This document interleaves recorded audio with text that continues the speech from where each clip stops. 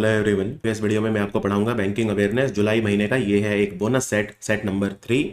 वैसे तो जुलाई महीने की हम ऑलमोस्ट 90% से ज़्यादा बैंकिंग अवेयरनेस खत्म कर चुके हैं। सेट 1 और सेट 2 में हमने सारे सर्कुलर भी कवर कर लिए, सारे क्वेश्चंस भी कर लिए, लेकिन कुछ ऐसे क्वेश्चंस बच गए थे जो मुझे लगा इंक्लूड करने चाहिए, क्योंकि मैं कोई चांस नहीं लेना चाहता। तो एक छोटा सा वीडियो होगा लगभग आधे घंटे का। इसमें मैं आपको कुछ बोनस क्वेश्चन कराऊंगा। तो ये है bonus set number 3 for the month of July. आइए वीडियो को हिंदी में शुरू करते हैं। सबसे पहला क्वेश्चन है, अभी अभी एक योजना स्टार्ट की गई है जिसका नाम है टीम योजना। टीम की फुल फॉर्म है trade enablement and marketing scheme. ये जो लॉन्च की गई है इसमें सरकार खर्चा करेगी 277 करोड़ रुपए, 277 करोड़ रुपीज।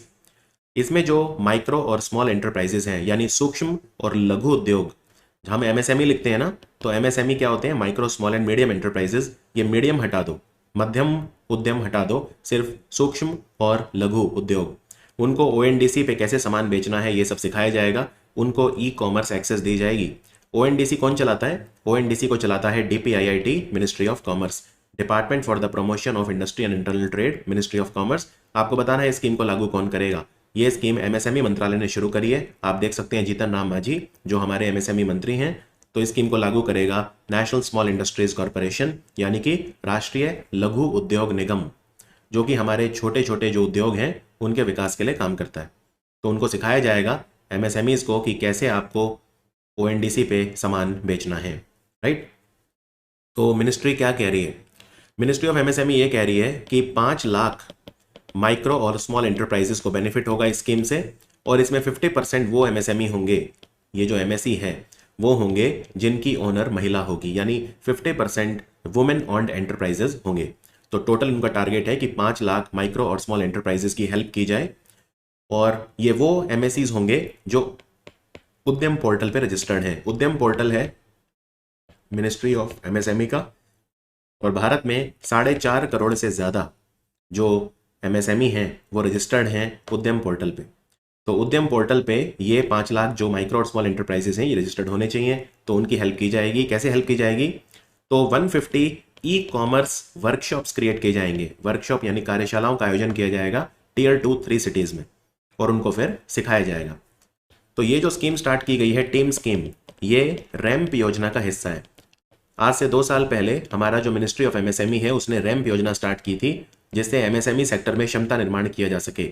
इस योजना को, रैम्प योजना को, वर्ल्ड बैंक फंड करता है। तो रैम्प के तहत ही टीम स्कीम स्टार्ट की गई है। रैम्प की फुल फॉर्म क्या होती है? Raising and augmenting MSME performance. MSMEs का परफॉर्मेंस रेज यानी ऑगमेंट करने के लिए, raising and augmenting MSME performance, right. एक और चीज बताता हूं, एक अभियान स्टार्ट करा है हमारे मिनिस्ट्री ऑफ एमएसएमई ने जिसका नाम है यशस्विनी अभियान। ये अभियान क्या है? इसमें 1 lakh women entrepreneurs, women entrepreneurs मतलब महिला उद्यमी, जो महिलाएं अपना खुद का एमएसएमई चलाती हैं। तो 1 लाख वुमेन एंटरप्रेन्योर्स जो हैं उनका क्षमता निर्माण किया जाएगा। उनको ये बताया जाएगा कि आप अपने जो माइक्रो एंटरप्राइज हैं, छोटे उद्योग आप चला रहे हैं, उनको कैसे बड़ा बना सकते हैं, कैसे उन्हें फॉर्मलाइज कर सकते हैं, कैसे उन्हें औपचारिक बना सकते हैं, कैसे उन्हें आप मुख्य धारा से जोड़ सकते हैं, कैसे आप इंपोर्ट एक्सपोर्ट कर सकते हैं। तो उन्हें नेसेसरी असिस्टेंस दी जाएगी। तो इसका नाम है यशस्विनी कैंपेन, यशस्विनी कैंपेन, राइट। तो ये ध्यान रखिए, इंपॉर्टेंट क्वेश्चन है। और एनएसआईसी जो है, नेशनल स्मॉल इंडस्ट्रीज कॉरपोरेशन, ये मिनिस्ट्री ऑफ एमएसएमई के अंडर काम करता है, और ये बना था 1955 में, और नई दिल्ली में इसका हेडक्वार्टर है। ओएनडीसी कब स्टार्ट हुआ था? 2021 में लॉन्च हुआ था ओएनडीसी। चलिए आगे बढ़ते हैं। डिपार्टमेंट ऑफ कॉमर्स ने इंटरेस्ट एक्विलाइजेशन स्कीम, जो प्री एंड पोस्ट शिपमेंट रूपी एक्सपोर्ट क्रेडिट फॉर एमएसएमई, उसको बढ़ा दिया 31 अगस्त तक। आपको बताना है स्कीम को लागू कौन करेगा। ये जो स्कीम है काफ़ी अच्छी स्कीम है। इसको बेसिकली आरबीआई ने लॉन्च किया था, आरबीआई ही इसे इम्प्लीमेंट करता है। और ये स्कीम कब शुरू की थी आरबीआई ने? ये स्कीम स्टार्ट हुई थी 1 अप्रैल 2015 को, 1 अप्रैल 2015 को, interest equalisation scheme for MSME exporter. इसमें क्या होता है? वो एमएसएमई एक्सपोर्टर जो एक्सपोर्ट करना चाहते हैं, एक्सपोर्ट करने के लिए वो सामान खरीदना चाहते हैं, लोन लेना चाहते हैं, राइट, उनको जो भी लोन वो लेते हैं उस पर 3% की छूट मिलती है, यानी 3% उन्हें इंटरेस्ट एक्विलाइजेशन या इंटरेस्ट सबवेंशन मिलता है। और इस स्कीम में सरकार 750 करोड़ रुपीस जो है वो खर्चा कर रही है। टोटल जो खर्चा कर रही है इसमें 750 करोड़ कर रही है, राइट। तो ये जो स्कीम है 2 महीने के लिए बढ़ा दी है, अब ये 31 अगस्त तक चलेगी। तो बेसिकली क्या है, इस स्कीम को जॉइंटली मॉनिटर करते हैं, इसको इम्प्लीमेंट करती है reserve bank of India through various, मतलब आरबीआई क्या है, public sector bank, private bank वगैरह उनको बोलती है कि आप प्री और पोस्ट शिपमेंट जो क्रेडिट है वो दो एमएसएमई उनको, और 3% की जो छूट है वो मैं कवर करूंगी, राइट। तो इसको ये पूछा इम्प्लीमेंट कौन करे, तो आंसर यस आरबीआई होगा। लेकिन अगर पूछें इस स्कीम को मॉनिटर कौन करता है, तो अगेन आरबीआई करता है, लेकिन डीजीएफटी के साथ मिलकर, यानी डीजीएफटी होता है directorate general of foreign trade, जो कि मिनिस्ट्री ऑफ कॉमर्स के अधीन काम करता है, मिनिस्ट्री ऑफ कॉमर्स के अधीन काम करता है, राइट। तो ये ध्यान रखिए। और इस स्कीम में एक दो चीज़ें और ध्यान रखनी है आपको, वो क्या, सबसे पहली चीज़ तो आपको ये ध्यान रखनी है स्कीम में कि जो एक एक्सपोर्टर है वो 1.66 करोड़ से ज़्यादा की जो सब्सिडी है वो नहीं ले सकता, राइट। 1.66 करोड़ की एक कैप लगा दी गई है, रफली एक कैप है ये जो लगा दी गई है इस स्कीम में, कि आप इससे ज़्यादा का जो बेनिफिट है वो नहीं ले सकते। और दूसरी चीज़ जो आपको याद रखनी है, मतलब जो ये 3% की छूट है ये मैक्सिमम 1.66 करोड़ तक जा सकती है, और एक एक्सपोर्टर जो है कितना एक्सपोर्ट कर सकता है उसके ऊपर भी एक लिमिट लगाई हुई है। तो इसमें इंडिविजुअल एक्सपोर्टर 10 करोड़ रुपए पर एनम, 10 करोड़ रुपए पर एनम से ज़्यादा एक्सपोर्ट नहीं कर सकते, 10 करोड़ रुपए पर एनम से ज़्यादा एक्सपोर्ट नहीं कर सकते, राइट। और एक चीज़ और है स्कीम में कि जो बैंक लोन देंगे वो रेपो रेट प्लस 4% से ज़्यादा नहीं लेंगे। रेपो रेट प्लस 4%, उस समय जो रेपो रेट चल रहा है प्लस 4%, उससे ज़्यादा जो इंटरेस्ट रेट बैंक चार्ज नहीं कर सकते एक्सपोर्टर्स से। तो इस तरह की कुछ रिस्ट्रिक्शन लगाई गई हैं जो बेनिफिट करती हैं एक्सपोर्टर्स को। Union minister for agriculture and farmer welfare, इन्होंने एक वेबसाइट लॉन्च करी है जहाँ पे किसान अपनी बात रख सकते हैं। ये वॉइस ऑफ इंडियन फार्मर बनेगी। तो इस वेबसाइट का नाम क्या है, इसका नाम है कृषि कथा प्लेटफॉर्म, कृषि कथा प्लेटफॉर्म, अंडरस्टूड। इसके अलावा उन्होंने एक वेब प्लेटफॉर्म भी लॉन्च करा है, जिससे बेसिकली क्या होता है ना, एग्रीकल्चर इंफ्रास्ट्रक्चर फंड, ये तो आप जानते ही हैं, एग्रीकल्चर इंफ्रास्ट्रक्चर फंड ये एक स्कीम है। तो इसमें जो किसानों को इंटरेस्ट सबवेंशन मिलता है, इंटरेस्ट पे छूट मिलती है, उसके लिए एक वेब पोर्टल लॉन्च किया गया है जिससे इंटरेस्ट सबवेंशन को फास्टर प्रोसेस किया जा सके। जो किसान है वो लोन लेंगे, उनको इंटरेस्ट सबवेंशन मिलेगा, तो इंटरेस्ट सबवेंशन के जो क्लेम है किसानों के वो जल्दी सेटल हो सकें, इसके लिए एक स्पेशल वेब पोर्टल भी लॉन्च किया गया है। ये web portal agriculture infrastructure fund के तहत मिलने वाले इंटरेस्ट सबवेंशन को प्रोसेस करेगा। तो ये पोर्टल किसने बनाया है, ये बनाया है department of agriculture and farmer welfare, जो कि ministry of agriculture and farmer welfare के अंडर आता है, उसने नाबार्ड के साथ मिलकर बनाया है, नाबार्ड के साथ मिलके बनाया है, राइट। तो इसको बैंक्स यूज़ करेंगे, डिपार्टमेंट ऑफ एग्रीकल्चर और नाबार्ड सब यूज़ करेंगे। और एग्रीकल्चर इंफ्रास्ट्रक्चर फंड स्कीम कब स्टार्ट हुई थी, ये स्टार्ट हुई थी 2020 में, और ये कब तक चलेगी, 2025-26। इसमें क्या होता है, इसमें किसानों को एग्रीकल्चर रिलेटेड इंफ्रास्ट्रक्चर जैसे कोल्ड स्टोरेज या कुछ भी अगर वो लगाना चाहते हैं तो उनको 3% की छूट मिलती है ब्याज पे, राइट। और वो कितना लोन ले सकते हैं, वो 2 करोड़ रुपए तक का लोन ले सकते हैं 7 साल के लिए, मैक्सिमम लोन 2 करोड़ तक का ले सकते हैं, उन्हें 3% की छूट मिलती है, राइट। और ये योजना कब तक चलेगी, 2025-26 तक चलेगी। एग्रीकल्चर इंफ्रास्ट्रक्चर फंड, टोटल कितना एग्रीकल्चर इंफ्रास्ट्रक्चर फंड में पैसा सरकार खर्चा करेगी, 1 लाख करोड़ की फंडिंग सरकार ने की हुई है एग्रीकल्चर इंफ्रास्ट्रक्चर फंड के लिए। इंडिया 100 2024 रैंकिंग आई है, इनमें से कौन सी कंपनी है जो भारत की सबसे वैल्यूएबल ब्रांड है, इसकी वैल्यू $28.6 बिलियन है। तो ये है Tata group, Tata group number 1 पे है। इसमें इन्फोसिस जो है वो नंबर 2 पे था, HDFC नंबर 3, LIC नंबर 4 और रिलायंस जो है इसमें वो नंबर 5 पे था।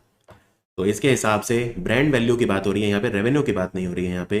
तो ब्रांड वैल्यू के हिसाब से अगर आप बात करें तो टाटा ग्रुप की ब्रांड वैल्यू सबसे ज़्यादा है। इन्फोसिस नंबर 2 पे है, HDFC नंबर 3 पे है, state bank of India number 6 पे है, स्टेट बैंक ऑफ इंडिया जो है वो नंबर 6 पे है, राइट। तो वेरी इंपॉर्टेंट क्वेश्चन। और मतलब इसमें टाटा ग्रुप को काफ़ी फ़ायदा हुआ है, कुछ इनके ब्रांड्स हैं उनसे, जैसे ताज होटल्स हैं, उससे इनको काफ़ी फ़ायदा देखने को मिला है। अभी अभी कौन सी कंपनी है जिसने सस्टेनेबिलिटी लिंक्ड बॉन्ड 650 करोड़ रुपए के सिक्योर करे हैं फ्रॉम इंटरनेशनल फाइनेंस कॉर्पोरेशन ये पहली Indian real estate investment trust है जिसने इस तरह के बॉन्ड इशू किए हैं। रियल एस्टेट इन्वेस्टमेंट ट्रस्ट क्या होता है? इसमें पैसा इकट्ठा कर लो बहुत सारे लोगों से और फिर उसको रियल एस्टेट में इन्वेस्ट करो। जैसे म्यूचुअल फंड होते हैं, बस म्यूचुअल फंड उसको पैसा इकट्ठा करते हैं लोगों से, फिर उसे शेयर बाजार में इन्वेस्ट कर देते हैं। लेकिन जो रीट होते हैं वो उसे रियल एस्टेट में इन्वेस्ट कर देते हैं। बस इतना डिफरेंस होता है म्यूचुअल फंड में और रियल एस्टेट इन्वेस्टमेंट ट्रस्ट में। तो रियल एस्टेट इन्वेस्टमेंट ट्रस्ट में पैसा इकट्ठा करने के लिए बॉन्ड इशू किसने किए थे? ये कंपनी का नाम आपसे पूछा है और ये बॉन्ड किसने खरीदे? 650 करोड़ रुपए के खरीदे हैं आईएफसी ने। तो ये इशू किए थे माइंड स्पेस REIT ने। ये पहली कंपनी है जिसने पहला REIT इशू किया है इस तरह का। तो ये जो बॉन्ड है इनमें अगर आईएफसी इन्वेस्ट करेगा तो उसे क्या फायदा है? उसे फायदा ये है, इनका 7 साल का पीरियड है, मैच्योरिटी पीरियड, और इन बॉन्ड पे आपको 7.94% ब्याज मिलेगा। 7.94% का ब्याज इसमें मिलेगा, राइट। तो ये है sustainability linked bond. Sustainability linked bond क्या होते हैं? सस्टेनेबिलिटी लिंक्ड बॉन्ड एक बोरोइंग इंस्ट्रूमेंट होता है जिसमें फाइनेंशियल जो भी आपको इंसेंटिव्स मिलेंगे, जो भी बेनिफिट मिलेंगे, वो सस्टेनेबिलिटी से लिंक्ड होते हैं, यानी ESG से लिंक्ड होते हैं, environment social and governance matrix से लिंक्ड होते हैं। जितना ज़्यादा सस्टेनेबिलिटी आउटकम होंगे उतना अच्छा आपको जो इंटरेस्ट है बॉन्ड के ऊपर वो मिलेगा, उतना अच्छा आपको वो मिलेगा। अंडरस्टूड? तो ये IFC है, वर्ल्ड बैंक ग्रुप का ही ये पार्ट है। Ministry of statistics and programme implementation एक पोर्टल लॉन्च करा है, ऑनलाइन प्लेटफॉर्म। ये रियल टाइम डेटा देगा planners, policy maker, scientist, students, public, जिसको भी चाहिए। जो भी ministry of statistics data release करता है समय समय पे वो यहाँ पे आपको मिल जाएगा। जैसे consumer price index, index of industrial production, annual survey of industry, periodic labour force survey, जो भी आपको डेटा चाहिए यहाँ मिल जाएगा। इसका नाम है सांख्यिकी पोर्टल। सांख्यिकी मतलब होता है स्टैटिस्टिक्स, सांख्यिकी मतलब होता है स्टैटिस्टिक्स। तो जो भी आपको डेटा पब्लिश होता है वो मिल जाएगा। अभी अभी नेशनल स्टैटिस्टिक्स डे भी मनाया गया। कब मनाया गया? 29 जून को मनाया गया। और क्योंकि ये जन्मदिन होता है प्रोफेसर PC महालनोबिस का, PC महालनोबिस, राइट। तो 2007 से हम नेशनल स्टैटिस्टिक्स डे मना रहे हैं 29 जून को। और इस बार इसका थीम क्या था? इसका थीम था use of data for decision making. Use of data for decision making. Global liveability index आया है जो बताता है कि कौन सा शहर कितना रहने लायक है, राइट। तो दुनिया का सबसे लिवेबल सिटी कौन सा है, रहने योग्य शहर? तो इस इंडेक्स को दिया है इकोनॉमिक्स इंटेलिजेंस यूनिट ने, जो लंदन से ऑपरेट करता है, right. Economics intelligence unit London से काम करता है। तो ये है वियना, ऑस्ट्रिया की राजधानी वियना सबसे लिवेबल सिटी है, rank 1। Copenhagen number 2, Zurich number 3। और ये हैं टॉप सिटीज़ रहने लायक दुनिया में। टॉप 3 के नाम कम से कम याद रख सकते हैं। और ये वो शहर है जहाँ पे कोई भी नहीं रहना चाहेगा। तो लीस्ट लिवेबल है सीरिया की राजधानी दमास्कस, जिसकी रैंक है 173। तो stability, health care, culture, environment, education और इंफ्रास्ट्रक्चर, इन चीज़ों में जो है स्कोर आया है 100 में से, वो स्कोर सबसे ज़्यादा जो है वो है स्कोर टोटल 98.4 का वियना का, वो है वियना का। Is that clear? चलिए आगे बढ़ते हैं। इंटरनेशनल मॉनेटरी फंड ने आर्टिफिशियल इंटेलिजेंस प्रिपेयर्डनेस इंडेक्स को दिया है। आपको बताना है कौन सा कंट्री ने टॉप किया है। ये इंडेक्स ये बताता है कि आर्टिफिशियल इंटेलिजेंस को अडॉप्ट करने में कौन सा कंट्री कितना आगे है। तो सिंगापुर ने इस इंडेक्स को टॉप किया है। आप देख सकते हैं Singapore number 1, Denmark number 2, America number 3, Netherland number 4 पे है। इंडिया की रैंक है 72। इंडिया की रैंक है 72। ये इंडेक्स 4 एरियाज पे फोकस करता है। एक तो डिजिटल इंफ्रास्ट्रक्चर कैसा है, ह्यूमन कैपिटल और लेबर मार्केट पॉलिसी कैसी है, इनोवेशन और इकोनॉमिक इंटीग्रेशन कैसा है, और रेगुलेशन और एथिक्स कैसे हैं। इन 4 पे वो फोकस करता है। तो Singapore number 1, Denmark number 2, India की रैंक है 72 आउट ऑफ 174 कंट्री। जो कंट्री लास्ट है वो है साउथ सुडान, वो है साउथ सुडान, राइट। और इंटरनेशनल मॉनेटरी फंड जो है साल में 2 बार एक रिपोर्ट भी निकालता है, global financial stability report, global financial stability report. Reserve bank of India ने इंट्रोड्यूस करा है, जो सार्क कंट्री हैं उनको करेंसी स्वैप की फैसिलिटी दी है अगले 3 साल 2024 से 2027। तो कितना पैसा इसमें रखा है? तो ये है 25,000 करोड़। 1 बिलियन रुपीस होता है 100 करोड़, तो 250 बिलियन रुपीस मतलब 25,000 करोड़। इतना पैसा जो है, जो सार्क कंट्री हैं वो करेंसी स्वैप इंडिया से कर सकते हैं। सार्क जो ये करेंसी स्वैप फैसिलिटी है पहली बार लॉन्च हुई थी नवंबर 2012 में, नवंबर 2012 में, राइट। सार्क कंट्री कौन से हैं? सार्क में 8 कंट्री हैं। इनका हेडक्वार्टर काठमांडू में है, जो नेपाल की कैपिटल है। तो सार्क कंट्री कौन से हैं? इंडिया, भूटान, बांग्लादेश, अफगानिस्तान, मालदीव्स, नेपाल, पाकिस्तान और श्रीलंका। इनमें से कौन सा इंटरनेशनल ऑर्गेनाइजेशन है जिसने $60 मिलियन दिए हैं आधार हाउसिंग फाइनेंस लिमिटेड कंपनी को, और आधार हाउसिंग फाइनेंस इसे आगे देगा इंडिया में हाउसिंग लोन वुमेन को प्रोवाइड करने के लिए, सस्ते लोन प्रोवाइड करने के लिए। तो ये दिए हैं एशियन डेवलपमेंट बैंक ने, एशियन डेवलपमेंट बैंक ने, राइट। तो जो ये एशियन डेवलपमेंट बैंक है इसने आधार हाउसिंग फाइनेंस को दिया है। आधार हाउसिंग फाइनेंस ने नॉन कन्वर्टेबल डिबेंचर इशू किए, उसमें इन्वेस्ट करा है एशियन डेवलपमेंट बैंक ने।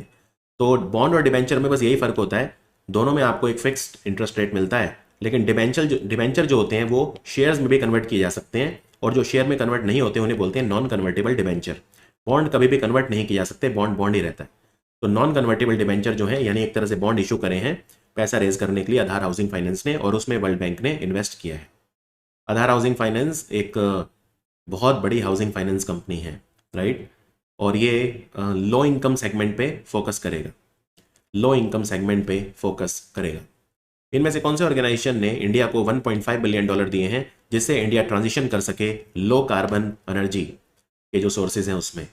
तो ये लोन अभी अभी अप्रूव करा है वर्ल्ड बैंक ने, ये दूसरी बार अप्रूव करा है। लास्ट ईयर भी $1.5 बिलियन का लोन दिया था वर्ल्ड बैंक ने लो कार्बन एनर्जी प्रोग्राम के लिए जून 2023 में, और इस बार फिर से दूसरा पार्ट दिया है $1.5 बिलियन का वर्ल्ड बैंक ने। रिजर्व बैंक ऑफ इंडिया ने एक 2 घंटे की विंडो लॉन्च करी है, इसका क्या नाम है? जो फिनटेक कंपनियां हैं अगर उन्हें कोई भी प्रॉब्लम है तो वो आरबीआई के मुंबई ऑफिस में जा सकते हैं, हेडक्वार्टर में, और वहां पे कोई भी उनकी क्वेरी सॉल्व हो जाएगी। तो इसके लिए एक स्पेशल विंडो निकाली है जिसका नाम है फिन क्वेरी। तो आंसर है फिन क्वेरी, आंसर है fin query. Is that clear? Fin query. तो इसमें आरबीआई के ऑफिस में फिनटेक कंपनियां जा सकती हैं अगर उन्हें कुछ पूछना है, कुछ क्लैरिटी चाहिए। ये विंडो 26 जून को लॉन्च हुई थी और ये अवेलेबल होगी on the last working Wednesday of every month, यानी आप महीने के आखिरी वेडनेसडे को दोपहर में 3 से 5 जाइए और जो पूछना है आरबीआई से पूछिए। इनमें से कौन से कंट्री ने कुछ नए बैंक नोट निकाले हैं जिन पे होलोग्राम पोर्ट्रेट है? होलोग्राम 3D पोर्ट्रेट होता है। इन पे जो फेसेस हैं, जब आप नोट को लेफ्ट और राइट घुमाएंगे तो आपको ऐसा लगेगा फेस भी साथ साथ घूम रहा है। इस तरह के नोट अभी अभी एडवांस्ड होलोग्राफी का इस्तेमाल करके जापान ने लॉन्च करे हैं। जापान की जो करेंसी है येन, उसमें ये लॉन्च हुए हैं, राइट। तो 10,000, 5,000 येन और 1,000 येन के जो नोट हैं उनमें ये जो 3D होलोग्राफ होता है, 3D इफेक्ट, रोटेटिंग इफेक्ट, वो किया गया है। इनमें से कौन से राज्य ने एनटीआर भरोसा योजना शुरू करी है जिसमें जो पेंशन है अमाउंट वो different section of the people उनके लिए बढ़ा दिया गया है? एक्चुअली क्या है ना, पहले इस योजना का नाम दूसरा था, राइट। पहले इसको बोलते थे YSR पेंशन कनुका योजना, क्योंकि YSR कांग्रेस की सरकार थी, जगन मोहन रेड्डी, लेकिन अब चंद्रबाबू नायडू आ गए हैं तो उन्होंने इसका नाम बदल के एनटीआर भरोसा कर दिया है। YSR पेंशन कनुका योजना का नाम बदल दिया गया और इसमें पेंशन अमाउंट भी बढ़ा दिया गया है। तो आंसर है आंध्र प्रदेश। तो अमाउंट कितना बढ़ा दिया है ये आपको बहुत ज़्यादा याद रखने की ज़रूरत नहीं है। जैसे जो नॉर्मल लोगों को जो पेंशन मिलती है, जैसे ओल्ड एज पीपल, विडो, विधवाएं जो हैं, बुनकर हैं यानी वीवर, टॉडी टैपर हैं यानी जो पेड़ पे चढ़ के नारियल तोड़ते हैं, सिंगल वुमेन है, एकल महिला, तलाकशुदा या जिसके पति की डेथ हो गई, इस टाइप की जो महिला है, मछुआरे हैं, जो जूते बनाने वाला कॉबलर है, ट्रांसजेंडर हैं, या जो आर्टिस्ट हैं, उनको पेंशन मिलती है हर महीने आंध्र प्रदेश की सरकार की तरफ से। पहले 3,000 मिलती थी, अब मिलेगी 4,000 रुपये, 4,000 रुपये, राइट। अगर दिव्यांग लोग हैं उनको पहले 3,000 मिलती थी, अब कर दिया दिव्यांग लोगों के लिए कर दिया 6,000 रुपये, 6,000 रुपये, राइट। और वो लोग जो बिल्कुल ही व्हील चेयर पे हैं या बेड रिडन हैं, जिन्हें सिवियर मस्कुलर डिस्ट्रॉफी है, उनको पहले 5,000 मिलती थी, अब ये बढ़ा के कर दिए 15,000 रुपये महीना। और जिनको किडनी प्रॉब्लम या थैलेसीमिया वगैरह टाइप के लोग हैं, क्रॉनिक डिजीज, उनको पहले 5,000 मिलता था, अब मिलेगा 10,000 रुपये। सीबीडीटी का नया चेयरमैन कौन बना है? सीबीडीटी के चेयरमैन बने हैं मिस्टर रवि अग्रवाल। सीबीडीटी काम का हमारा इनकम टैक्स डिपार्टमेंट है, तो department of revenue, department of revenue ministry of finance के अंडर काम करता है CBDT, department of revenue ministry of finance. Bharat ने कौन से ऑर्गेनाइजेशन के साथ एग्रीमेंट किया है? इस ऑर्गेनाइजेशन ने हमें लोन दिया है $170 मिलियन पॉलिसी बेस्ड लोन, जिससे हमारा हेल्थ सिस्टम ज़्यादा प्रिपेयर रह सके आने वाले पेंडेमिक्स का सामना करने के लिए। तो ये लोन भारत को अभी अभी अप्रूव करा है एशियन डेवलपमेंट बैंक ने। तो आंसर है Asian development bank. Asian development bank ने एक काफ़ी इंपॉर्टेंट लोन भारत को दिया है हेल्थ केयर सर्वेलेंस के लिए, जो भी हमारे प्रोजेक्ट चल रहे हैं उनके लिए। तो $170 मिलियन का ये लोन है। स्टेट बैंक ऑफ इंडिया ने एक ऑनलाइन प्लेटफॉर्म बनाया है जिससे एमएसएमईज उनके जो इनवॉइसेज हैं उनके अगेंस्ट में वो लोन ले सकते हैं। एमएसएमईज के जो इनवॉइस है मतलब क्या, उनके जो रिसीवेबल्स हैं, उन्होंने एमएसएमईज ने कोई सामान बेचा लेकिन पेमेंट नहीं आई है, तो उनके पास रिसीवेबल है, उस रिसीवेबल के अगेंस्ट एसबीआई से आप 1 लाख रुपए तक का इमीडिएट लोन ले सकते हो। राइट, तो लिमिट लगा दी है 1 लाख तक की। इस प्लेटफॉर्म का क्या नाम है? इसका नाम है एमएसएमई सहज। वेरी वेरी इंपॉर्टेंट, 15 मिनट के अंदर लोन आपको अप्रूव हो जाएगा। एमएसएमई सहज, तो इस पे आप फटाफट जो लोन है वो ले सकते हैं। मिनिस्ट्री ऑफ स्टैटिस्टिक्स ने 26 मेंबर कमेटी बनाई है, एडवाइजरी कमेटी। ये जो जीडीपी का हम बेस ईयर है उसको रिवाइज करना चाहते हैं, जिससे जीडीपी का एस्टिमेशन काफी एक्यूरेट हो सके। तो नई कमेटी के चेयरमैन कौन होंगे? इनका नाम है, ये प्रोफेसर हैं जाने माने, इनका नाम है प्रोफेसर विश्वनाथ गोलदर, और ये इंस्टीट्यूट ऑफ, एक जाना माना इंस्टीट्यूट है, इंस्टीट्यूट ऑफ इकोनॉमिक ग्रोथ, उसके फॉर्मर प्रोफेसर और चेयरमैन रह चुके हैं। हम अभी बेस ईयर क्या लेते हैं जीडीपी कैलकुलेट करने के लिए? 2011-12, और हम कौन सा लेना चाहते हैं? हम 2020-21 करना चाहते हैं। 2020-21 हम करना चाहते हैं। इनमें से कौन से राज्य की सरकार ने मुख्यमंत्री किसान सम्मान निधि योजना शुरू करी है?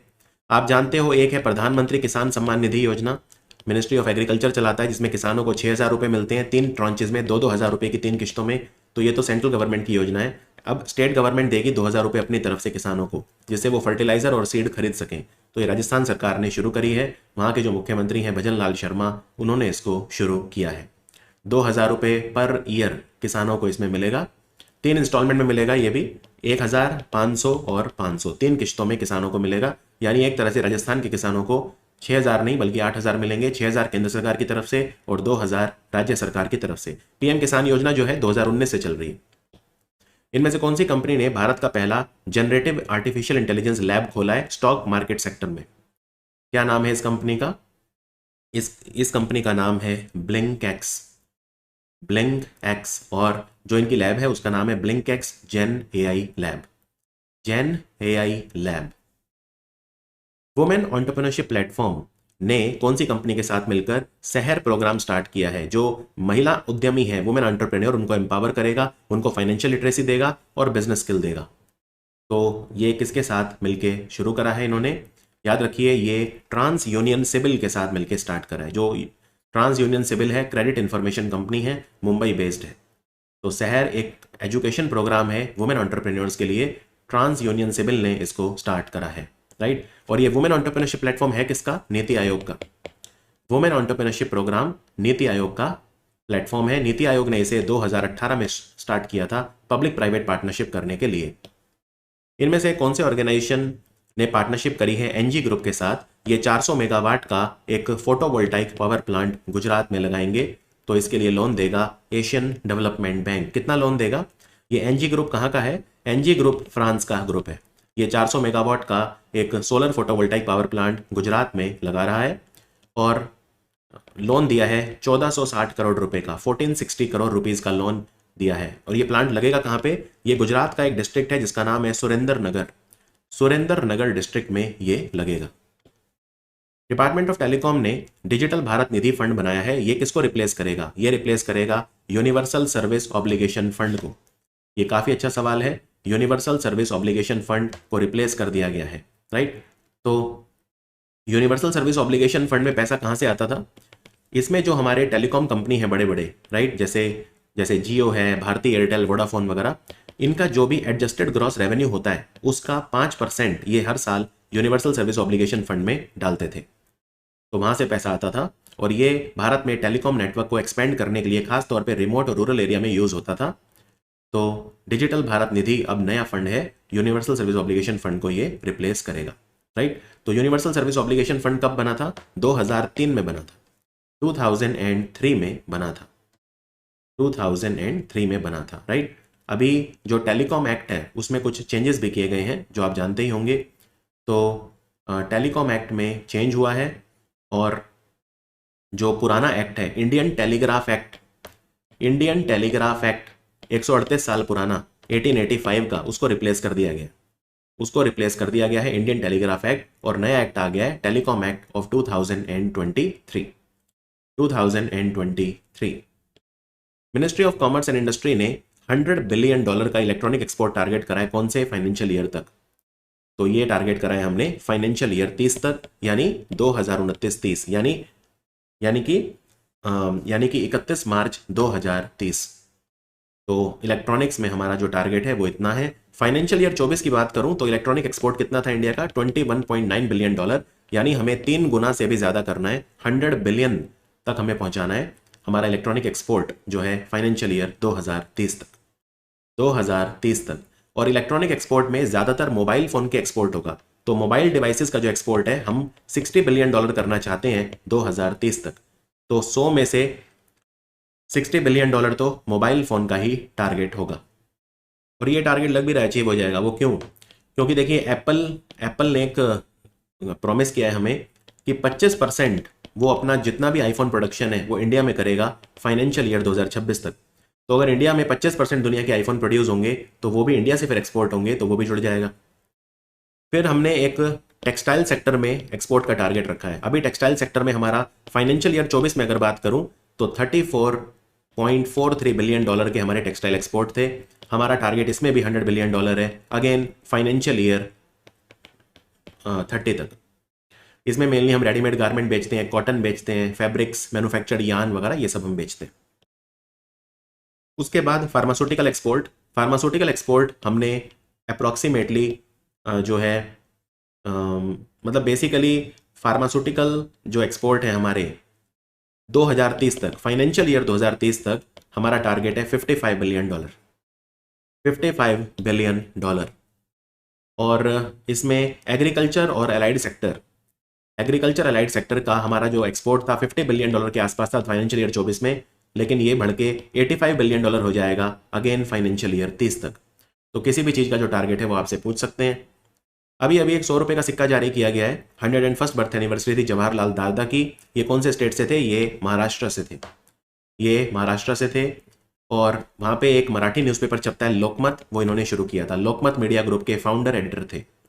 तो एक 100 रुपये का सिक्का जिसका वजन है 35 ग्राम, डायमीटर है 44 mm, उस पर सत्यमेव जयते लिखा है, अशोका लाइन एम्बलम है उस पर। इनको प्यार से बाबूजी बोलते थे। और इन्होंने आज़ाद हिंदू सेना भी शुरू करी थी यावतमल में, और लोकमत अखबार भी शुरू किया था।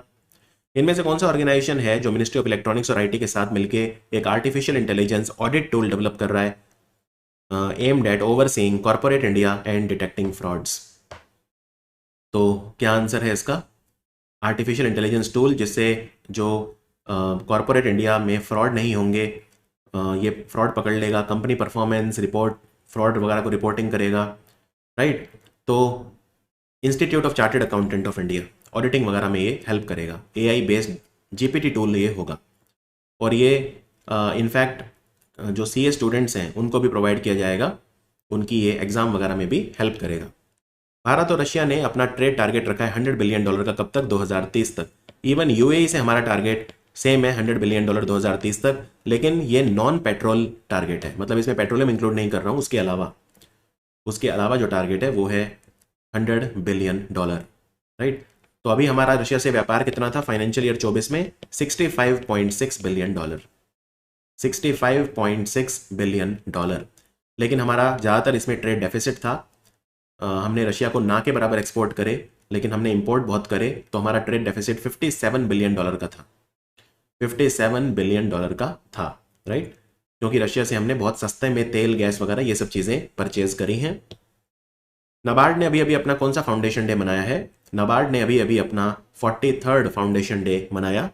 तो नाबार्ड कब बना था? 12 जुलाई 2024 को नाबार्ड बना था, बी शिवरमन कमेटी के कहने पर। नाबार्ड का हेडक्वार्टर मुंबई में लोकेटेड है। तो 1982 में बना था नाबार्ड ने अभी ऑनलाइन पीएसबी लोन्स लिमिटेड यानी ओपीएल नाम की कंपनी के साथ पार्टनरशिप करी है, जिससे जो 43 रीजनल रूरल बैंक हैं उनके थ्रू फाइनेंशियल इंक्लूजन को प्रमोट किया जा सके। जन सुरक्षा योजनाएं होती हैं। जन सुरक्षा योजना किसको बोलते हैं? जैसे प्रधानमंत्री जीवन ज्योति बीमा योजना, ये सब जो प्रधानमंत्री सुरक्षा बीमा योजना, जीवन ज्योति बीमा योजना, अटल पेंशन योजना, इन सबको जन सुरक्षा योजना बोलते हैं। तो 43 रीजनल रूरल बैंक इनमें योजनाओं में एनरोलमेंट और सेटलमेंट जो क्लेम वगैरह हैं उनको डिजिटलाइज करेंगे, जिससे वो काफ़ी स्मूथ हो जाए, राइट। तो जन सुरक्षा पोर्टल बनाया जाएगा। नाबार्ड वहाँ पे 43 रीजनल रूरल बैंक्स को इंटीग्रेट कर देगा। और ये जो इनिशिएटिव है जन सुरक्षा पोर्टल, ये इनिशिएटिव लिया है डिपार्टमेंट ऑफ फाइनेंशियल सर्विसेज, जो कि मिनिस्ट्री ऑफ फाइनेंस के अधीन काम करता है। स्टेट बैंक ऑफ इंडिया ने किसके साथ मिलकर grow with the trees plantation drive करी जम्मू कश्मीर के श्रीनगर में। तो ये किसके साथ मिलकर करी? बॉर्डर सिक्योरिटी फोर्स के जवानों का काम था पेड़ लगाना, और पैसा दिया स्टेट बैंक ऑफ इंडिया ने। 16th फाइनेंस कमीशन ने कमेटी बनाई है, एडवाइजरी कमेटी। इसमें 5 मेंबर हैं जो कमीशन की जो टर्म्स ऑफ रेफरेंस होंगे उसको रिलेटेड एडवाइस करेंगे। इसका कन्वीनियर कौन होगा? इसका एडवाइजरी कमेटी का, एडवाइजरी काउंसिल का समन्वयक कौन होगा? तो ये होंगी पूनम गुप्ता। पूनम गुप्ता कौन है? पूनम गुप्ता अभी डायरेक्टर हैं national council of applied economic research की। और मनोज पांडा को अभी फुल टाइम मेंबर बनाया गया था 16th फाइनेंस कमीशन का, मनोज पांडा को, राइट। 16th फाइनेंस कमीशन का पहला दिन कौन सा है? 1 अप्रैल 2026, और आखिरी दिन कौन सा है? 31 मार्च 2031। तो 5 साल के लिए होगा, राइट। और इवन एक सौम्य कांति घोष हैं SBI के चीफ इकोनॉमिक एडवाइजर, वो पार्ट टाइम मेंबर बने हैं अभी 16th फाइनेंस कमीशन के। और चेयरमैन कौन होगा इसका? अरविंद पंगरिया, जो कि नीति आयोग के वाइस चेयरमैन रह चुके हैं। अभी 15th फाइनेंस कमीशन चल रहा है, उसके चेयरमैन है NK सिंह। और फुल टाइम मेंबर कौन है 16th फाइनेंस कमीशन के? अजय नारायण झा और एनी जॉर्ज मैथ्यू। सिडबी ने कौन सी कंपनी के साथ मिलकर 140 electric car ride hailing service के लिए जो है दी है इन्हें, उसके लिए लोन दिया है मिशन 50 के EV फॉर इको प्रोग्राम के तहत। तो क्या आंसर है इसका? इनमें से कौन सी कंपनी है जो इलेक्ट्रिक कार वो करती है? तो याद रखिए, सिर्फ इलेक्ट्रिक कार वाली एक टैक्सी एग्रीगेटर कंपनी है जिसका नाम है ब्लू स्मार्ट। तो आंसर है ब्लू स्मार्ट। और ये स्कीम कब लॉन्च हुई थी? मिशन 50 के, मतलब 50,000 इलेक्ट्रिक व्हीकल्स को खरीदने के लिए लोन देगा सिडबी। ये योजना 2023 में स्टार्ट हुई थी। तो डायरेक्ट लैंडिंग और इनडायरेक्ट लैंडिंग दोनों को सपोर्ट करेगा सिडबी। तो EV फॉर इको उसने स्टार्ट किया था। एक्सपर्ट इनसाइडर सर्वे आया है अभी, तो आपको यह बताना है कि इसमें किसने टॉप किया है, मतलब सबसे अफोर्डेबल कंट्री कौन सा है विदेशी लोगों के लिए। सबसे जो अफोर्डेबल कंट्री है वो है वियतनाम, राइट। सबसे अफोर्डेबल कंट्री में इंडिया 6th पोजीशन पे है। तो वियतनाम नंबर 1 था, और Colombia number 2, Indonesia number 3, Panama number 4, Philippines number 5 और India number 6। NPCI international payment limited, जो NPCI की ओवरसीज कंपनी है, जो ओवरसीज में NPCI के प्रोडक्ट्स को पिच करती है, उनको पॉपुलराइज करती है, उसने एग्रीमेंट करा है किस बैंक के साथ? इसने QR code based UPI payment launch करे हैं इस कंट्री में। ये वेस्ट एशिया की कंट्री है, तो कतर नेशनल बैंक के साथ करा है, कतर में UPI लॉन्च करने के लिए। ये सेंट्रल बैंक, कतर का जो नेशनल बैंक है, यानी कतर का ये सेंट्रल बैंक है। इससे पहले नमीबिया के सेंट्रल बैंक के साथ, इनफैक्ट पहला सेंट्रल बैंक जिसके साथ एग्रीमेंट करा था वो नमीबिया का था। उसके बाद पेरू के सेंट्रल बैंक के साथ करा था डायरेक्टली। कंपनियों के साथ तो काफ़ी बार करते हैं, लेकिन सेंट्रल बैंक के साथ पार्टनरशिप थोड़ी सी रेयर होती है। तो नमीबिया के साथ किया था, और उसके बाद पेरू के साथ किया था, और अब कतर के साथ किया है। इनमें से कौन सा कंट्री है जो लॉस एंड डैमेज फंड की बैठक को होस्ट करेगा? लॉस एंड डैमेज फंड क्या होता है? जो छोटे कंट्री हैं उनमें क्लाइमेट चेंज की वजह से जो डैमेज होता है उसको रिपेयर करने के लिए एक फंड है ये लॉस एंड डैमेज फंड। तो फिलीपींस इसकी बैठक को होस्ट करेगा। तो आंसर है फिलीपींस। ये कब बना था लॉस एंड डैमेज फंड? ये COP27 में बना था। COP27 कहाँ पे हुआ था? इजिप्ट के शहर शर्म अल शेख में हुआ था। ये ग्लोबल फाइनेंशियल पैकेज है, छोटे कंट्री को दिया जाएगा, उन कंट्रीज को रिहेबिलिटेशन दिया जाएगा जिनमें क्लाइमेट चेंज की वजह से काफी नुकसान हुआ है। इनमें से कौन सी कंपनी को लोन दिया है 5 ईयर का green loan? 31.96 billion Japanese yen Deutsche bank gift city branch. Deutsche bank की जो गिफ्ट सिटी ब्रांच है वहां से ये मिला है। ये येन में लिया है रूरल इलेक्ट्रिफिकेशन कॉर्पोरेशन ने। ये जो पैसा है रफली $200 मिलियन के आसपास है। ड्यूश बैंक जर्मनी का बैंक है जिसका हेडक्वार्टर फ्रैंकफर्ट में है, और रूरल इलेक्ट्रिफिकेशन कॉर्पोरेशन भारतन कंपनी है which works under the ministry of power. इससे पहले रूरल इलेक्ट्रिफिकेशन कॉर्पोरेशन ने $1 बिलियन का लोन एशियन डेवलपमेंट बैंक और export import bank of Korea से लिया था। डिजिटल इकोनॉमी रिपोर्ट आई है, जो इंटरनेट ऑफ थिंग्स के डिवाइसेस हैं और वो 2.5 टाइम्स उनकी ग्रोथ देखने को मिलेगी, राइट। 2003 से 2009 तो कितनी हो जाएगी इंटरनेट ऑफ थिंग? 39 बिलियन तो ये डिजिटल इकोनॉमी रिपोर्ट में कहा गया है। ये रिपोर्ट किसने दी है? ये दी है UNCTAD ने, United Nations trade and development, जिसका हेडक्वार्टर जेनीवा में है, जेनीवा में है। तो इंटरनेट यूज़र भी बढ़ रहे हैं, तो जो इंटरनेट डिवाइसेस हैं, इंटरनेट ऑफ थिंग्स के जो डिवाइसेस हैं, वो 2003 में जो थे उससे 2.5 गुना हो जाएंगे और 39 बिलियन डिवाइसेस होंगे दुनिया में जो IoT से चलेंगे, IoT से चलेंगे। तो ये इस रिपोर्ट में कहा गया है। सेबी ने बेसिक सर्विस डीमैट अकाउंट जो होता है उसकी जो एग्जिस्टिंग लिमिट है 2 लाख रुपए से बढ़ा के कितनी कर दी है? तो याद रखिए, ये जो लिमिट है सेबी ने ये बढ़ा दी है, और पहले जो ये लिमिट थी 2 लाख थी, अब इस लिमिट को बढ़ा के कर दिया गया है 10 लाख रुपए। ये बेसिक सर्विस डीमैट अकाउंट क्या होता है ये मैं आपको समझाता हूँ। देखिए, 2 तरह के अकाउंट होते हैं। एक तो होता है नॉर्मल डीमैट अकाउंट, ठीक है, एक होता है नॉर्मल डीमैट अकाउंट, और एक होता है BDSA अकाउंट। BDSA अकाउंट, अब ये क्या होते हैं? देखो, जो बेसिक सर्विस डीमैट अकाउंट होता है ये उनके लिए होता है जिनकी इनकम उतनी ज़्यादा नहीं है। ये लोअर कॉस्ट वर्जन होता है रेगुलर डीमैट अकाउंट का। तो एक तो रेगुलर डीमैट अकाउंट है, आपको शेयर बाजार में अगर स्टॉक खरीदने हैं तो उसके लिए डीमैट अकाउंट तो खुलवाना पड़ेगा।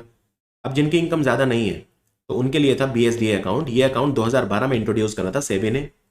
और डीमैट अकाउंट जब आप खोलते हैं तो उसमें काफ़ी चार्जेस लगते हैं, लेकिन इसमें वो कम लगते हैं। तो बेसिक सर्विस डीमैट अकाउंट में मेंटेनेंस चार्जेस नहीं लगेंगे।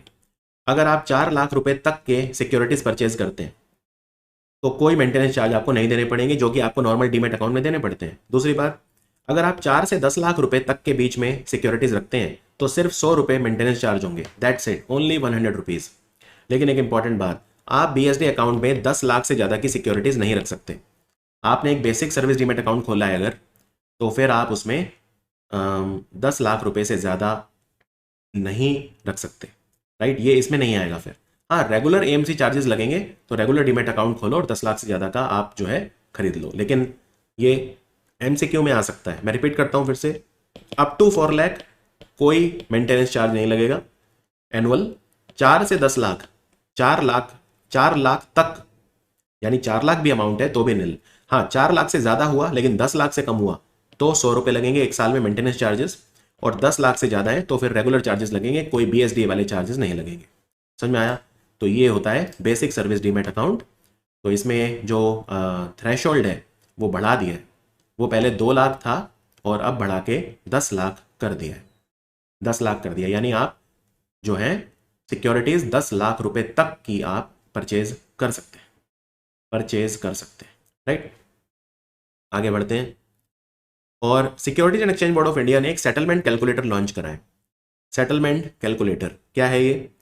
बेसिकली क्या है कि मान लो कोई कंपनी है जैसे ज़ेरोधा है या ग्रो है या वगैरह, उसमें कोई भी वायलेशन हो गया उनके रूल रेगुलेशन का, जिसकी वजह से आपको कोई तकलीफ उठानी पड़ी, तो वो फिर कैलकुलेटर आपको ये बता देगा कि सेटलमेंट अमाउंट क्या है, राइट? तो जो पहली बार अगर गलती होती है तो मिनिमम 3 लाख रुपए का सेटलमेंट अमाउंट होगा, और बार बार अगर आप गलती कर रहे हो तो 7 लाख रुपए का सेटलमेंट अमाउंट मिनिमम होगा। First time applicant minimum 3 lakh और अदर्स मिनिमम 7 लाख, राइट? तो फर्स्ट टाइम एप्लीकेंट मतलब an individual with no prior order और सेटलमेंट विद सेबी, जो पहली बार सेबी के साथ सेटलमेंट कर रहा है, तो मिनिमम 3 लाख और अदर्स मिनिमम 7 लाख। यहाँ पे जो एप्लीकेंट हैं वो वायलेशंस रिपोर्ट कर सकते हैं और सेबी उन्हें बता देगा सेटलमेंट कितना होगा। सेटलमेंट कैलकुलेटर लॉन्च करा है। अटल पेंशन योजना एनुअल अवार्ड किसे मिला है फाइनेंशियल ईयर 24 के लिए? PFRDA से। PFRDA भारत में जो सारे पेंशन है, NPS या जो भी पेंशन योजनाएं हैं उन सबको लागू करता है। तो ये बैंक ऑफ इंडिया को मिला है, तो आंसर है bank of India. Bank of India ने अटल पेंशन योजना को बहुत अच्छे से लागू किया, तो दूसरी साल लगातार इन्हें PFRDA ने अटल पेंशन योजना एनुअल अवार्ड दिया है, राइट? तो बैंक ऑफ इंडिया स्पॉन्सर है कई रीजनल रूरल बैंक्स का, जैसे मध्य प्रदेश ग्रामीण बैंक, विदर्भ कोंकण ग्रामीण बैंक। विदर्भ कोंकण ग्रामीण बैंक नागपुर में है, मध्य प्रदेश ग्रामीण बैंक इंदौर में है, और आर्यव्रत बैंक जो कि लखनऊ में है। तो इन्होंने अटल पेंशन योजना को बहुत अच्छा एनरोल किया है, तो इनके स्पॉन्सर बैंक ऑफ इंडिया को अवार्ड मिला है। अटल पेंशन योजना 2015 में लॉन्च हुई थी। इसमें आपको पेंशन मिलती है जब आप 60 साल के हो जाते हैं। ये पेंशन 1000, 2000, 3000, 4000 या 5000 रुपये महीना होती है। जितना ज़्यादा प्रीमियम आप भरोगे उतनी ज़्यादा पेंशन होगी। तो ये रेंज करती है 1000 से 5000, और आपकी उम्र 18 से 40 साल के बीच में होनी चाहिए अगर आप इस योजना का लाभ लेना चाहते हैं, आप रजिस्ट्रेशन करना चाहते हैं तो। अच्छा, अगर मैं आपसे पूछूं कि कौन सा ऐसा रीजनल रूरल बैंक है जिसे नेशनल अवार्ड दिया है अटल पेंशन योजना में मैक्सिमम एनरोलमेंट के लिए, तो आंसर डिफरेंट होगा। तो वो है कर्नाटका विकास ग्रामीण बैंक, जिसका स्पॉन्सर है कैनरा बैंक। कर्नाटका विकास ग्रामीण बैंक जो है ये धारवाड़ में है, कर्नाटका में। इसको पीएफआरडीए ने नेशनल अवार्ड दिया है क्योंकि अटल पेंशन योजना में सबसे ज्यादा अकाउंट इसने खोले, राइट। तो इसने कर्नाटका विकास ग्रामीण बैंक ने फाइनेंशियल ईयर 2024 में 86,350 86,350 अकाउंट्स खोले। टोटल अटल पेंशन योजना के अकाउंट कितने खुले? 4.27 लाख 4.27 लाख 2000 फाइनेंशियल ईयर 2024 में। इनमें से कौन सा बैंक है जिसने रिसीवेबल एक्सचेंज ऑफ इंडिया के साथ पार्टनरशिप करी है और एक pre shipment financing solution launch करा है एमएसएमईज जो है भारत में, स्मॉल एंड मीडियम एंटरप्राइजेज, उनको एम्पावर करने के लिए? तो ये DBS bank India, DBS Singapore का बैंक है, डीबीएस बैंक इंडिया। तो ये जो एमएसएमई है उन्हें लोन देगा, राइट। तो आरबीआई के द्वारा लाइसेंस्ड है ये प्लेटफॉर्म और ट्रेड्स प्लेटफॉर्म है ये, ट्रेड रिसीवेबल जो होते हैं डिस्काउंटिंग प्लेटफॉर्म यानी ट्रेड्स। तो डीबीएस बैंक पहला ऐसा बैंक है जिसने रिसीवेबल एक्सचेंज ऑफ इंडिया के साथ पार्टनरशिप करी है। रिसीवेबल एक्सचेंज ऑफ इंडिया क्या है? रिसीवेबल एक्सचेंज ऑफ इंडिया जो है बेसिकली ये क्या करता है? ये बनाया था सिडबी ने, नेशनल स्टॉक एक्सचेंज ने, स्टेट बैंक ऑफ इंडिया ने, आईसीआईसीआई बैंक और येस बैंक ने मिलकर बनाया था। ये ट्रेड्स प्लेटफॉर्म है बेसिकली, ये एक तरह का ट्रेड्स प्लेटफॉर्म है। 69 फाउंडेशन डे के अवसर पर कौन से बैंक ने 35 नए एग्रीकल्चर सेंट्रलाइज प्रोसेसिंग सेल बनाए हैं जिससे एग्रीकल्चर लोन पोर्टफोलियो उसमें जो रिस्क है उनको कम किया जा सके? एग्रीकल्चर लोन कई बार नॉन परफॉर्मिंग एसेट में कन्वर्ट हो जाते हैं, तो उनको कम करने के लिए एग्रीकल्चर सेंट्रलाइज प्रोसेसिंग सेल ये बनाए हैं स्टेट बैंक ऑफ इंडिया ने, एसबीआई ने। तो आंसर है एसबीआई। तो 69 फाउंडेशन डे जो था एसबीआई का, और 1 जुलाई की बात हो रही है यहाँ पे, 1 जुलाई की बात हो रही है। वैसे तो देखो एसबीआई 1806 में बना था, लेकिन वो बहुत पुरानी कहानी है, उन पे नहीं जाऊँगा। तो एसबीआई जो है 1 जुलाई 1955, आपके लेवल तक आप ये याद रखो कि एसबीआई जो है वो इंपीरियल बैंक था, फिर वो नेशनलाइज हो गया था, और फिर वो 1 जुलाई 1955, तो उसके विद रिस्पेक्ट फिर हम मनाते हैं, राइट। तो एसबीआई ने काफ़ी सारी चीज़ें जो हैं वो लॉन्च करी हैं अभी अभी। यूपीआई टैप एंड पे लॉन्च करा है, योनो बिजनेसेस के लिए लॉन्च करा है, एसबीआई सूर्य घर लोन उन्होंने शुरू करा है, राइट। एसबीआई सूर्य घर लोन क्या होता है? एसबीआई सूर्य घर लोन, एसबीआई सूर्य घर लोन मतलब लोन दे रहा है आपको 10 किलोवाट कैपेसिटी तक का, अगर आपको रूफटॉप सोलर प्लांट लगाना है तो वो आपको ये दे रहा है। फिर ये जो 35 एग्रीकल्चर सेंट्रलाइज प्रोसेसिंग सेल लगाए हैं उसने, वो भी लगाए हैं, राइट। एक एसबीआई ने प्रोजेक्ट शुरू करा है जिसका नाम है प्रोजेक्ट प्रथम। प्रोजेक्ट प्रथम क्या है? इसमें एसबीआई ने एक ईडीएफएस यानी electronic dealer financing scheme start करी है। Electronic dealer financing scheme, 5 crore रुपए तक का लोन जिसमें मिलता है, और ये स्टार्ट करी है, तो ये भी ध्यान रखिए। फिर एक आरोग्य एडवांस्ड प्लान शुरू करा है।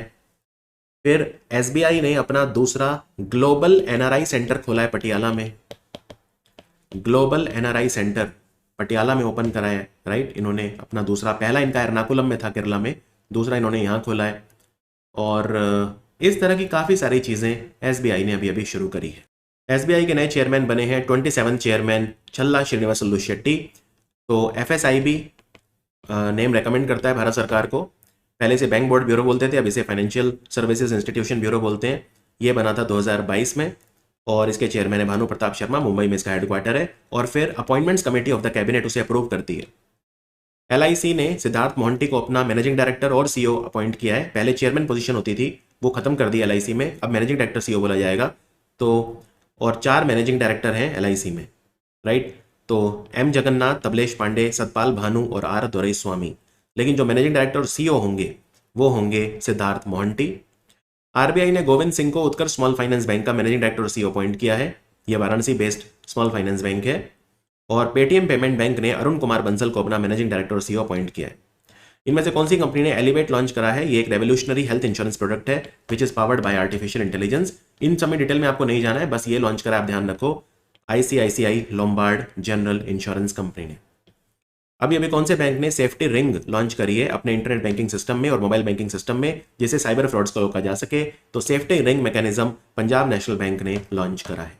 साइबर फ्रॉड जो है उन्हें रोकने के लिए सेफ्टी रिंग में क्या होता है, जो कस्टमर हैं वो अपने जो टर्म डिपॉजिट हैं उनमें एक डेली ट्रांजैक्शन लिमिट सेट कर सकते हैं। अगर वो ऑनलाइन उसे क्लोज कर रहे हैं तो जैसे कई बार क्या होता है, कोई आपका अकाउंट कॉम्प्रोमाइज कर लेगा, फिर आपने एफडी करा रखी होगी, इसे तुड़वा देगा और फिर पैसा विड्रॉ कर लेगा, लेकिन उसमें डेली ट्रांजैक्शन लिमिट होगी तो एफडी वो तुड़वा भी लेगा, अनऑथराइज्ड एक्सेस कोई कर भी लेगा आपके अकाउंट में, तो एफडी से वो पूरा पैसा एक साथ नहीं निकाल पाएगा।